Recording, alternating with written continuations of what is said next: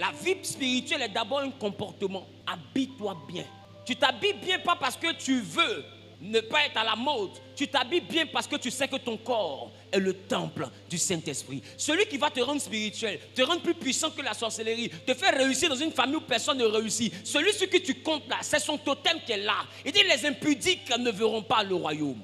Donc comment est-ce que tu fais pour avoir un fétiche et puis tu vas être d'accord avec le fétiche en pratiquant son totem? Nous, notre médicament là, c'est le Saint-Esprit.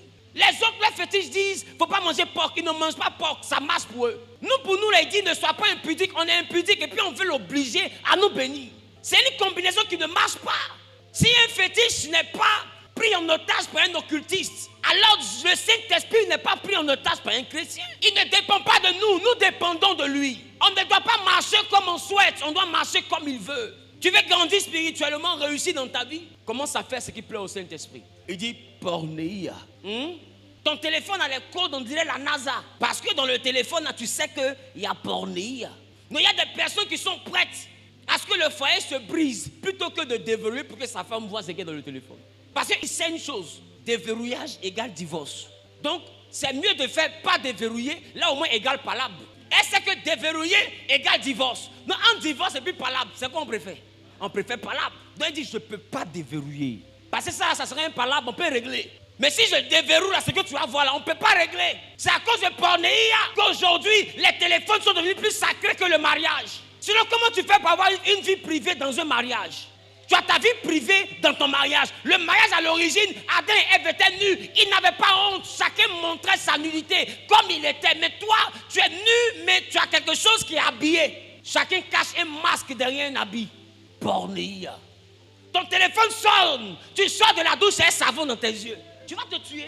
Tu viens voir Apollo. Parce qu'il a savon comme ça. Ton téléphone sonne. J'arrive. Bon, attends. Toi, ton téléphone là. Pourquoi on ne décroche pas? Un mari normal aurait dit à sa femme, bébé décroche. Et dit que je suis en train de me doucher. Mais bébé décroche. Il sait que la fille qui est dehors, elle est impolie. Il sait. Il la connaît parce qu'elle correspond à sa version pornéia. C'est une vraie sauvage, la fille de Mowgli. Elle est capable de dire au téléphone, c'est pas à toi je veux parler. Il la connaît. Bébé laisse parce qu'il t'aime, il veut protéger tes oreilles. Et là ton voisin, il faut dire pornéia. Tu as ton téléphone de maison, tu as ton téléphone de bureau, ça monte jamais dans la voiture, ça reste dans le tiroir. Tu sais? Est-ce que toi tu as une petite vie?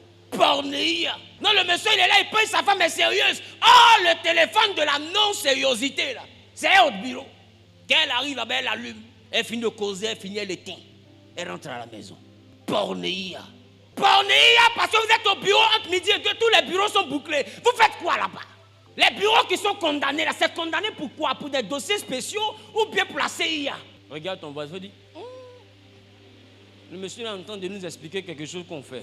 Et avec ça, tu finis de faire tout ça, tu veux jeûner pour avoir le Saint-Esprit, mais il ne viendra pas. Parce que ton comportement l'attriste. Quelqu'un dit pornéia. Donc la vie spirituelle, ce n'est pas d'abord la prière, c'est l'effort de vivre par l'esprit. Il n'a pas dit tu vas réussir, mais il faut qu'il voit tes efforts.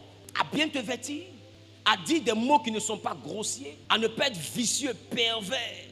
Apprends à regarder devant toi qu'une femme en forme te dépasse. Tu n'as pas goitre. Apprends à regarder devant toi. Dis à ton voisin, apprends à regarder devant toi.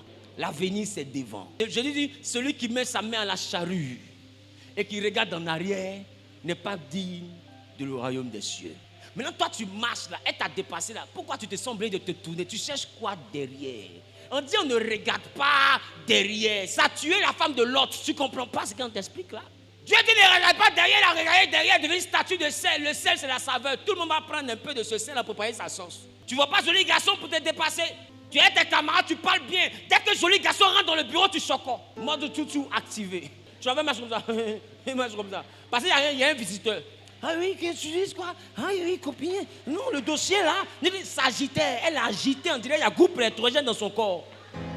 Parce que sa version pornéia vient de s'activer. Toi-même, tu as le comportement qui envoie le péché. Puis quand tu pêches, tu accuses le diable. Pourquoi tu fais ça? C'est ton comportement qui montre que tu es prêt pour pécher. Donc le diable te propose ce que tu fais des efforts pour avoir. Parce que déjà, tu fais beaucoup d'efforts.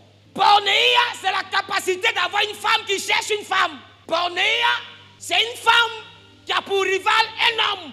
Déjà même, garçon ne suffit pas. Elles ont lutté avec leurs soeurs. Elles vont venir lutter avec les frères.